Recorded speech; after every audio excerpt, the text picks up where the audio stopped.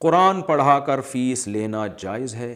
جو معلمات قرآن پڑھاتی ہیں اور اس کی فیس لیتی ہیں، کیا یہ جائز ہے؟ اس میں کوئی گناہ تو نہیں ہے؟ فوزیہ صاحبہ لندن سے۔ بالکل جائز ہے، کوئی گناہ نہیں ہے انشاءاللہ اس میں، بلکہ اس میں فائدہ یہ ہوتا ہے کہ جو فیس لے کے پڑھا رہی ہوتی ہیں تو پھر وہ ذمہ داری بھی پوری کرتی ہیں، تو اس سے قرآن کو فائدہ ہوتا ہے، قرآن کی اشاعت ہوتی ہے۔ بہت سے لوگوں کو دیکھا فری میں پڑھاتے ہیں تو پھر وہ ٹائم کی پابندی نہیں کر رہے ہوتے، تو اس لیے بہت ہی کوئی غریب ہو تو بہتر ہے کہ نہ فیس لی جائے، ویسے ہی پڑھا دیں، لیکن جو فیس دے سکتا ہے اس سے فیس اس زمانے میں لینی چاہیے۔ دینے والے کا بھی فائدہ ہے، کیونکہ جب فری میں کوئی کام ہوتا ہے تو قدر نہیں ہوتی، تو فیس دے کے وہ پڑھیں گے تو وہ بھی کلاس کی پابندی کریں گے، اور جو پڑھانے والی ٹیچرز ہیں وہ بھی پابندی کریں گی، کیونکہ ان کو پتہ ہے کہ اگر ہم نے اب صحیح طرح سے محنت سے نہیں پڑھایا تو ہمارے لیے یہ فیس حرام ہو جائے گی۔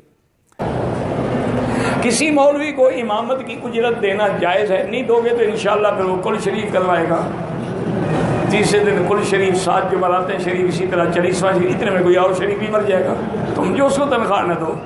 اللہ کے بندے، یہ مسئلے اس وقت تھے جب بیت المال ہوتے تھے، اسلامی حکومتوں میں بیت المال ہوتا تھا، وہ علماء، مدرسین، ائمہ ان کی وہ خدمت کرتے تھے، ان کو ضرورت ہی نہیں ہوتی تھی تنخواہوں کی۔ لیکن علماء متاخرین نے فتویٰ دیا ہے کہ علماء اجرت لے سکتے ہیں، مدرس اجرت لے سکتا ہے، امام اجرت لے سکتا ہے۔ امام اور مؤذن یہاں نماز پڑھنے کو پسند نہیں کرتے، کیونکہ یہ دونوں اجرت لیتے ہیں، امام اور مؤذن۔ کس چیز کی اجرت لیتے ہیں؟ وقت کی یا نماز کی؟ صحیح بخاری کی روایت ہے، ان احق ما اخذتم علیہ اجر کتاب اللہ۔ ایک صحابی نے جب وہ بنو سلیم کے سردار کو بچھو نے کاٹ لیا، مہمان نوازی تو انہوں نے کی نہیں تھی، بات کیا کہتے ہیں کوئی دم کرنے والا؟ کہتے ہیں ہاں، لیکن شرط یہ ہے کہ بکریاں لیں گے۔ اور وہ دم کیا، سورۃ الفاتحہ پڑھی، کہنے میں نشیط من اقال، ویسے ان کی درد دور ہوگی جیسے گرا باندھی ہوئی تھی، کھل گئی۔ اب پوچھتے ہیں اللہ کے رسول سے تو پوچھا نہیں ہے، ان کے پاس جا کے پوچھتے ہیں، جب اللہ کے رسول کے پاس سے فرمایا اقسموا لی سہما، میرا بھی حصہ مجھے دو، تم نے کون سا اپنے باپ سے سیکھا تھا؟ میں نے سکھائی تھی تمہیں۔ تو رسول اللہ صلی اللہ علیہ وسلم کیا فرمائے، ان حق ما اخذتم علیہ اجر کتاب اللہ۔ اور یہ بات جاننا چاہیے، یہ وقت جو انسان دیتا ہے یہ اس کے لیے اس کا تعاون کیا جاتا ہے۔ قرآن مجید پڑھانے والے کو تنخواہ دی نہیں جا سکتی، اتنی بڑی عظمت کا کام جو کرتے اس کی تنخواہ دے کیسے سکتے ہیں؟ یہ تو اس کی گزران کے لیے اس کا ایک مساعدہ ہوتا ہے کہ وہ بھی زندگی گزار سکتا ہے۔ اب وہ اس کام کے لیے مختص ہو گیا ہے تو جو وقت گزارتا ہے اس کی گزران کے لیے دیا جاتا ہے، اس لیے اس میں گنجائش اسلام نے دی ہے۔ ایک عالم کا ذریعہ معاش کیا ہونا چاہیے؟ معاشی نظام کیسے چلانا چاہیے؟ یعنی عالم کے پوائنٹ آف ویو سے آپ پوچھ رہے ہیں، باقی تو ڈاکٹر صاحب سے پوچھیں جا کے، آپ مفتاح اسماعیل صاحب سے۔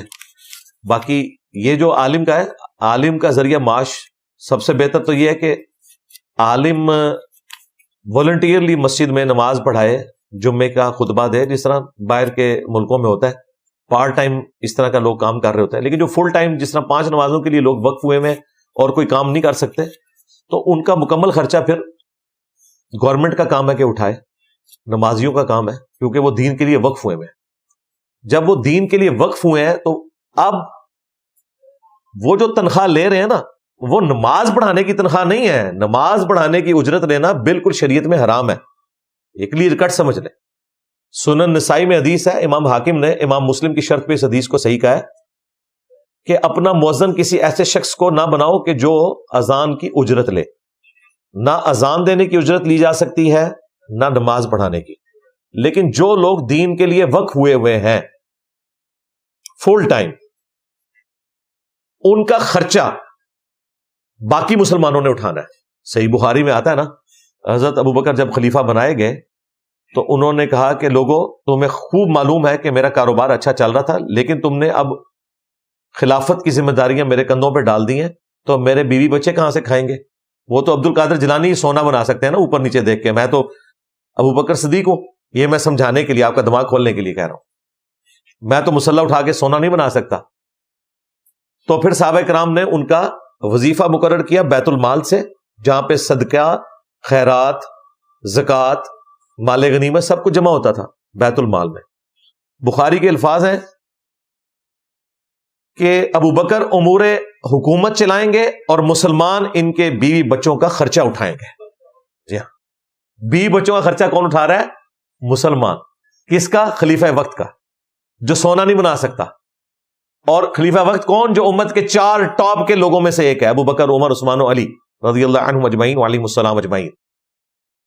تو ان کی تنخواہ وہیں سے جاتی تھی. تو یہ کہنا کہ جو وقف ہے دین کے لیے اسے تنخواہ نہ دی جائے، تنخواہ تو وہ لے گا، نماز پڑھانے کی نہیں. ابو بکر صدیق نماز بھی پڑھاتے تھے نا وہاں. اس طریقے سے حضرت عمر کے دور میں جب فوج بن گئی، پراپر فوجی چھاونی بن گئی کوفے میں، تو فوجیوں کا ذریعہ معاش مال غنیمت ہی ہوتا تھا، فوجیوں کی تنخواہیں لگی ہوئی تھی. جہاد بھی تو فی سبیل اللہ ہی ہوتا ہے نا، خالی نماز تو فی سبیل اللہ نہیں ہے، جہاد فی سبیل اللہ ہے. تو جہاد کی بھی تو تنخواہ نہیں ہونی چاہیے.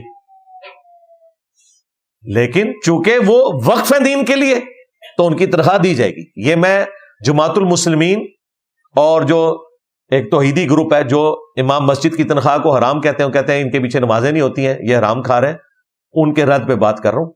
اس طرح نہیں ہوتا میرے بھائی. جو وقف ہوا ہے دین کے لیے اس کا خرچہ مسلمانوں نے اٹھانا ہے. رہا جو میں مولویوں کے چندوں کے خلاف ہوں وہ یہ ہوں کہ آپ نے سبسسٹنس لیول کے اوپر دین میں سے لینا ہے. یہ نہیں ہے کہ آپ نے چندہ مسجد کے لیے مانگا ہے، تنخواہ آپ کی 20,000 ہے اور آپ روزانہ کا 20,000 خرچ کر رہے ہیں، حرام خوری کر رہے ہیں. حرام خوری منع ہے، خرچہ امام مسجد کا دینا ہے عوام نے. اسی طریقے سے جو لوگ قرآن کی ٹیوشن پڑھاتے ہیں تو یہ ثواب کا کام ہے. بخاری مسلم میں حدیث ہے سب سے بہترین چیز جس سے تم رزق کماتے ہو وہ اللہ کی کتاب ہے. قرآن کی تعلیم دینے کا معاوضہ وصول کرنا یہ ثواب کا کام ہے. صرف ایک چیز ہے، وہ ابو داؤد میں ہے کہ ایک غریب صحابی سے دوسرے صحابی نے قرآن پڑھانے کی اجرت لے لی تھی. اس کی تیر کمان تو حضور نے فرمایا یہ آگ کی کمان ہے جو تم لے رہے ہو. اگر کوئی غریب ہے اس کو آپ نے فری پڑھانا ہے، باقی جو افورڈ کر سکتا ہے آپ نے اس سے فیس لینی ہے. اس کی اصل وہ حدیث ہے بخاری مسلم کی کہ ایک سفر کے دوران صحابہ کرام ایک جگہ سے گزرے، وہاں قبیلے کے سردار کو ایک سانپ نے ڈس لیا یا کسی بچھو نے. تو انہوں نے صحابہ کرام سے کہا تم میں سے کوئی جھاڑ پھونک کا ماہر ہے تو اس کو دم ڈالے. ایک صحابی نے سورہ فاتحہ پڑھ کے اسے دم ڈالا، وہ بالکل ٹھیک ہو گیا. لیکن اس سے پہلے انہوں نے طے کیا کہ اتنی بکریوں کا ریوڑ میں لوں گا معاوضے کے طور پر. وہ مل گیا. صحابہ میں 2 گروہ بن گئے. ایک نے کہا کہ یہ اللہ کی کتاب کو بیچا ہے تم نے، جس طرح یہ جماعت المسلمین والے بھی کہتے ہیں کہ جی قرآن میں آیا کہ یہود و نصارہ اللہ کی آیات کو بیچتے تھے. وہ اللہ کی آیات کو بیچنا یہ ہے کہ دین کے کسٹوڈین ہو کے غلط فتوے لوگوں کو بتانا. اللہ کی آیات کا بیچنا یہ نہیں ہے کہ کوئی جھاڑ پھونک کرے تو اللہ کی آیات کو بیچ رہا ہے. جب صحابہ میں اختلاف ہوا، نبی علیہ السلام کے پاس آئے. اللہ کے محبوب علیہ السلام نے فرمایا کہ وہ بکریوں کا ریوڑ اس کا کچھ حصہ مجھے بھی دو. تو نبی علیہ السلام نے اس میں سے اپنے لیے بھی کچھ حصہ رکھا اس چیز کو انشور کرنے کے لیے کہ یہ رزق حلال ہے. اور پھر آپ نے فرمایا سب سے بہترین چیز جس سے تم رزق کماتے ہو وہ اللہ کی کتاب ہے. یہ اس موقع پہ آپ نے فرمایا تھا. اس پہ پھر اماموں نے باقاعدہ باب باندھے ہیں، پوری پوری کتابیں لکھی ہیں کہ قرآن سے کمائی کرنے کا جواز جھاڑ پھونک کے ذریعے، کوئی شرکی عمل نہ ہو. اس طریقے سے قرآن کی تعلیم بہتر وہی ہے جو اعلیٰ درجے کی چیز ہے کہ کوئی شخص پارٹ ٹائم ایسا کام کر رہا ہو کہ وہ اپنا کاروبار بھی کرے اور پارٹ ٹائم وہ نماز بھی پڑھائے، خطیب بھی ہو. لیکن جو لوگ مکمل طور پہ وقف ہوئے میں ان کے لیے تو ظاہر پاسبل نہیں ہوگا. وہ پھر اصحاب صفحہ والا ان کا سٹیٹس ہوگا کہ وہ مسجد میں رہیں گے، باقی لوگ ان کا خرچہ اٹھائیں گے. ٹھیک ہے، لہٰذا یہ ذہن میں رکھیے گا. یہ جو ایک وسوسہ دلایا جاتا ہے نا کہ امام مسجد جو ہے وہ تنخواہ نہیں لے سکتا، تو بھئی وہ کہاں سے کھائے گا پیے گا؟ پارٹ ٹائم کام کرے گا تو پھر نماز کیسے پڑھائے گا؟ ضروری تو نہیں اس کو مسجد کے ساتھ ہی کوئی دکان اس نے کھولی ہوئی ہو، بعض لوگوں نے کھولی بھی ہوتی ہے، لیکن بہرحال ایک ڈیوٹی تو کرنی پڑتی ہے. اس لیے یہ والے جو معاملات ہیں جو لوگ دین کے لیے وقف ہیں ان کی فل ٹائم آپ نے سپورٹ کرنی ہے. میں نے اپنی کئی ویڈیوز میں کہا ہے، ڈاکٹر ذاکر نائک ہیں، جاوید احمد غامدی صاحب ہیں اور بڑے اسکالرز جو دین کے لیے وقف ہوئے ہیں فل ٹائم، ان کا خرچہ قریبی دوستوں نے مسلمانوں نے اٹھانا ہے. یہ ان کی ذمہ داری ہے. راب میرا سٹیٹس تو وہ میرے والا سٹیٹس تو آپ کو کوئی نہیں ملنا، سیدھی سی بات ہے. آپ اگر میری جگہ رکھ کے ان کو دیکھیں گے وہ کوئی نہیں. ہاں انجینئر صاحب جیسا کوئی نہیں. ہاں انہوں نے بزرگ باوے تو شاہی کوئی نہیں. سیدھی سی بات ہے. یہ اللہ تعالیٰ نے کسی کسی کو ایسے حالات و واقعات دیے ہیں کہ جو اپنی جیب سے لگا رہا ہوتا ہے. اتنا حوصلہ بہت کم لوگوں میں ہے. جن کو ملا بھی ہوا ہے وہ بھی یہ کچھ نہیں کر سکتے. لیکن اگرچہ میں یہ سب کچھ نہیں کر رہا جو یہ کر رہے ہیں، اس کے باوجود میں ان کے چندوں کو غلط نہیں سمجھتا. اس سے جدادے بنانے کو، حرام خوری کرنے کو غلط سمجھتا ہوں. اس فرق کو آپ سمجھیں. اور میں بہت پہلے اس کے اوپر ویڈیو ریکارڈ کروا چکا ہوں. امام مسجد کی تنخواہ آپ لکھیں، میرے یوٹیوب پہ ویڈیو کھل جائے گی. جب MTJ انہوں نے وہ کھولا تھا مولانا طارق جمیع صاحب نے، تو میں نے اس وقت اس کے اوپر تفصیلاً گفتگو کی تھی کہ یہ برانڈ جو لانچ کیا انہوں نے، اس کے علاوہ بھی جو لوگ دین کا کام کرنے والے لوگ ہیں ان کی آپ مدد کریں، بالکل درست ہے.